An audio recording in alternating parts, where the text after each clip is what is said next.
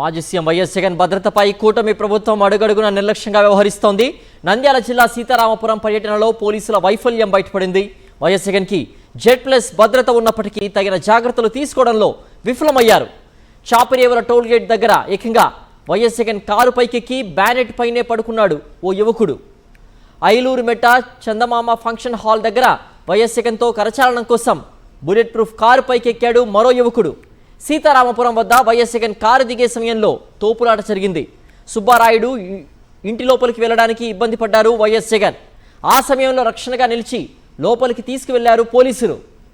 YS Jagan Vijayawada పర్యటనలోనూ పోలీసుల వైఖరి ఇదే విధంగా ఉంది. సీతారామపురం నుంచి తిరుగు ప్రయాణంలోనూ హఠాత్తుగా వాహనం ఎక్కి వేలాడాడు యువకుడు. జగన్ భద్రతపై రో పార్టీతో పాటు పోలీసులు నిర్లక్ష్యంగా వ్యవహరించారు. జనం తాకిడితో బుల్లెట్ ప్రూఫ్ వాహనం ఎడమవైపు ముందు భాగం అద్దం బీటలు వారింది. జనం తాకిడికి బుల్లెట్ ప్రూఫ్ వాహనం ఎడమవైపు భాగం సొట్టపడింది. జగన్ కారు దిగుతున్న సమయంలో జనం దూసుకొచ్చినా పోలీసులు నియంత్రించలేదు. వైఎస్ జగన్ పర్యటనలలో భద్రతపై వైఎస్ఆర్సీపీ నేతలు ఆందోళన వ్యక్తం చేస్తున్నారు. మాజీ సీఎంకు తగిన భద్రత కల్పించడంలో ప్రభుత్వం నిర్లక్ష్యంగా వ్యవహరిస్తోందని ఇప్పటికే హైకోర్టును ఆశ్రయించారు వైఎస్ జగన్. జగన్ భద్రతకు సంబంధించి భరిత సమాచారం మా ప్రతినిధి వినాయక్ అందిస్తారు. వినాయక్, ఎన్నో ఘటనలు చూస్తున్నాము. ప్రతి ఘటనలతో కూడా భద్రతా వైఫల్యం పూర్తిగా కనిపిస్తోంది. పోలీసులు ఎక్కడా కనిపించడం లేదు. ఒక మాజీ సీఎంకి కల్పించాల్సినటువంటి కేటగిరీ భద్రత దక్కలేదనేటువంటిది స్పష్టంగా అర్థమవుతుంది. దీనికి సంబంధించిన పూర్తి అప్డేట్స్ ఏంటి వినాయక్? సిద్ధు, మాజీ ముఖ్యమంత్రి అదేవిధంగా వైఎస్ జగన్కు జెడ్+ సెక్యూరిటీ కూడా ఉంది. ఇప్పటికే హైకోర్టు కూడా ఆయనకు తగిన భద్రత కల్పించాలి. జెడ్+ కేటగిరీలో ఉన్న మాజీ ముఖ్యమంత్రి కావడంతో తగిన స్థాయిలో భద్రత కల్పించడంతో పాటు సరైన బుల్లెట్ ప్రూఫ్ వాహనాన్ని కూడా కేటాయించాలంటూ కూడా ఇప్పటికే ప్రభుత్వానికి హైకోర్టు ఆదేశించడం జరిగింది. అయినప్పటికీ కూడా అంటే హైకోర్టు ఆదేశాలు సైతం ఏమాత్రం కూడా కూటమి ప్రభుత్వం పట్టించుకోవట్లేదని చెప్పాలి. ఈ నేపథ్యంలోనే వైఎస్ జగన్మోహన్ రెడ్డి భద్రత మీద ఆందోళన వ్యక్తమవుతుంది. ఇప్పటికే మనం చూసాం, ఒక 4 రోజుల క్రితం విజయవాడలో ఆయన హాస్పిటల్కి వచ్చి వైఎస్ఆర్సీపీ నేతల మీద జరిగిన దాడి వ్యవహారంలో ఆ దాడికి గురైన నేతలను పరామర్శించే సందర్భం కావచ్చు, నిన్న నంద్యాల జిల్లా సీతారామపురంలో పర్యటన సందర్భంగా కావచ్చు, పూర్తి స్థాయిలో పోలీసుల వైఫల్యం అడుగడుగున భద్రత డొల్లతనం పూర్తిగా బయటపడిందని చెప్పుకోవాలి.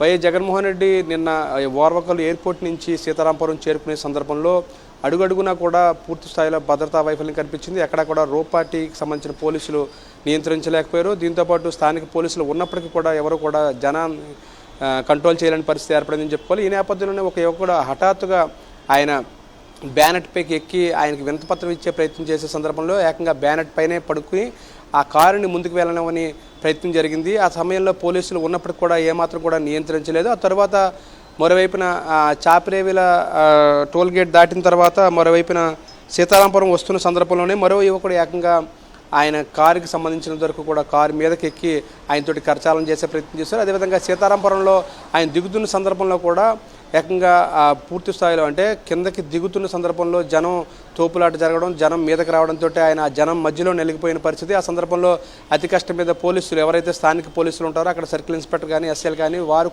కొద్దిమంది మినహా ఎవరు పెద్దగా కనిపించిన పరిస్థితి కనిపించలేదు.